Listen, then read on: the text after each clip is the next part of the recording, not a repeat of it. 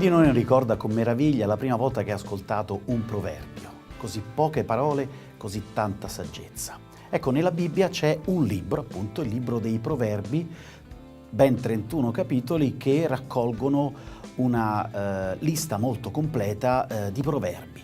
Ma il proverbio in ebraico, nella parola mashal, indica non soltanto una breve espressione letteraria, talvolta piena anche di umorismo e di perle di saggezza, ma una diversità di generi letterari che vanno dall'oracolo, la satira, anche il detto popolare, che hanno una sola ragione, quella di esortare ad una condotta di vita che sia secondo la sapienza divina. Il libro si compone di 31 capitoli. Nella prima parte, i primi 9 capitoli, si immagina una personificazione della sapienza, la quale come maestra invita i figli all'ascolto.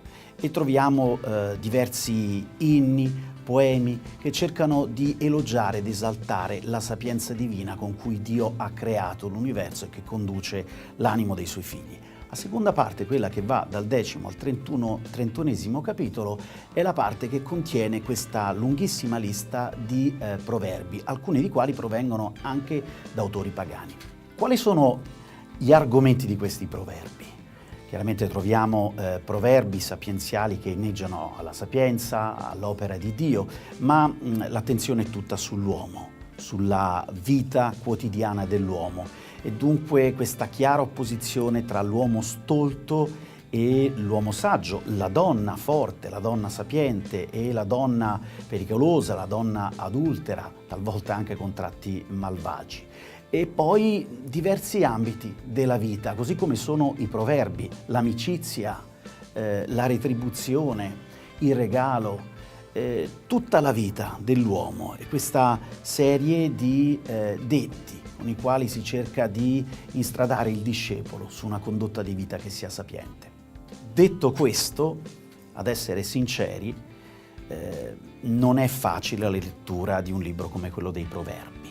Allora, cerchiamo di capire come puoi entrare nella lettura del libro dei proverbi, che è una lettura impegnativa proprio perché è una serie ininterrotta di aforismi, di detti. Ecco, la prima cosa è ammettere il nostro problema, ammettere il fatto che forse manca nelle nostre vite l'ambientazione, manca questa relazione tra discepolo e maestro che rende possibile il libro dei proverbi, la sapienza che parla e chi si mette in ascolto. La verità, spesso anche nascosta e dolorosa, è che mancano i maestri, ma ancor di più mancano coloro che sono disposti a sentirsi discepoli. Basta ascoltare l'inizio di questo libro, basta ascoltare l'inizio di tutti gli ammonimenti e vedere se nel nostro animo c'è questa corrispondenza, se c'è il desiderio di corrispondere a questo invito con cui si apre il libro. Ascolta, figlio mio, l'istruzione di tuo padre e non disprezzare l'insegnamento di tua madre, perché saranno una corona graziosa sul tuo capo e monili per il tuo collo. Figlio mio, se i peccatori ti vogliono traviare, non acconsentire. Chi di noi oggi è disposto a riconoscere la figura di un maestro? Chi di noi oggi ascolta un'esortazione morale, un ammonimento? Non siamo noi coloro che nervosamente cacciano via, coloro che talvolta ci vogliono forse sgridare o ci vogliono forse ammonire. Non siamo noi quelli che in qualche maniera preferiamo sbatterci il naso, fare la nostra esperienza piuttosto che dar ragione a qualcun altro. Io penso che nella lettura sapienziale del libro dei proverbi ci sia questa difficoltà e sia pari anche all'assenza di figure morali che possano davvero sinceramente permettersi di essere maestri morali. In fondo ognuno di noi vorrebbe avere un maestro nel profondo del cuore. Ci sembra talvolta che non ce ne siano. Diciamoci la verità, siamo allergici a tutto questo. I figli nei confronti dei padri, chi di noi è disposto ad ascoltare l'ammonimento di un genitore, forse di un nonno, ma anche di un insegnante, di un sacerdote o di una semplice autorità civile. La verità è che siamo indipendenti, siamo autoreferenziali, ci riferiamo a quello che è il nostro parere e questo è giusto. Allora, come disporci in un atteggiamento di ascolto? Come non confondere, come a volte facciamo, la saggezza, la sapienza di coloro che ci parlano con il loro perbenismo o a volte anche con la loro frustrazione? Come facciamo a voler vivere intensamente le nostre esperienze, ma allo stesso modo voler ascoltare gli ammonimenti di coloro che prima di noi hanno avuto le stesse esperienze? Leggere il libro dei Proverbi significa mettersi in un atteggiamento di ascolto, in un atteggiamento di chi comunque vuole vivere la propria vita con sapienza.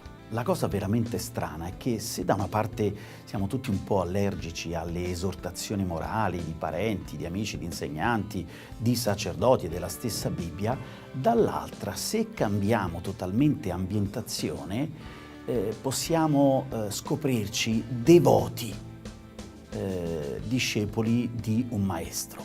È il caso di alcuni fenomeni cinematografici. Il maestro Yoda di Guerre Stellari, il maestro di Luke Skywalker. Molti di noi conoscono le sue perle di saggezza, molti di noi desidererebbero essere suoi discepoli, così come nell'altro film che ci ha offerto un altro grande maestro, il maestro Miyagi, quello di mettere la cera e togliere la cera. Ognuno di noi in questa ambientazione ci si riconosce il piacere, il desiderio di avere un maestro che con le sue perle di saggezza, a volte incomprensibili, ci istruisce nel cammino. Ecco, questo è il mio consiglio per il libro dei Proverbi. Magari prendere una musica orientale, medio orientale, una musica di ambientazione, prendere in mano il libro dei Proverbi e immaginare quello che è nella realtà, un maestro che ci indica la strada, sentirsi discepoli e meditare, fare nostre parole come queste. Un piatto di verdura con l'amore è meglio di un bue grasso con l'odio. Un cuore tranquillo è la vita di tutto il corpo, l'invidia è la carie delle ossa. Le parole dei saggi fanno gustare la scienza, mentre la bocca degli stolti esprime sciocchezze. La strada dei giusti è come la luce dell'alba, che aumenta lo splendore fino al meriggio.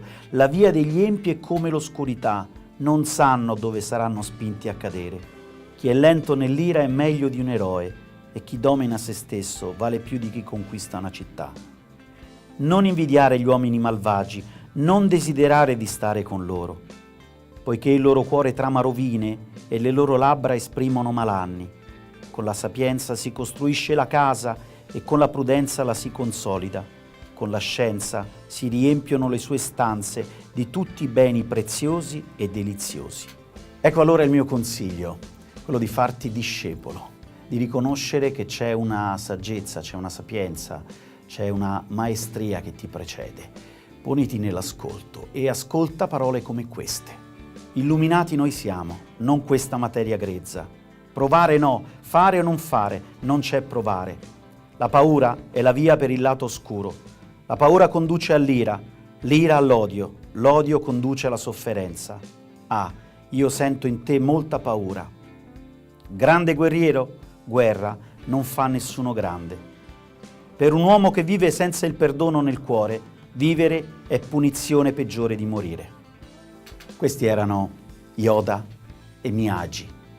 Ricorda, non si può vivere se nella vita non si incontra un maestro, anche cinematografico, ma ancor di più un maestro sapiente come quelli contenuti nel libro della Bibbia. Buona lettura.